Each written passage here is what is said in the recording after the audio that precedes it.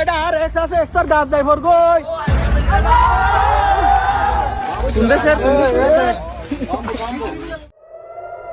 Iran যখন বীরের মতো বুক চেতিয়ে যুক্তরাষ্ট্র ইসরায়েলের সঙ্গে লড়াই করছে, ঠিক সেই সময় প্রবাসীদের একটি অংশ মিসাইল দেখে বিশ্লেষণে মেতেছেন।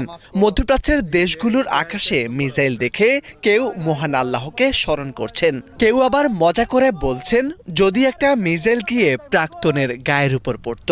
অনেকে আবার হাসি ঠাট্টায় মেতে উঠছেন।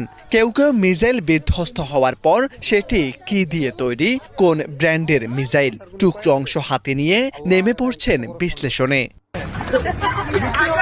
এই দৃশ্যগুলো এখন সামাজিক যোগাযোগ মাধ্যমে প্রায় প্রতিদিনই দেখা যাচ্ছে।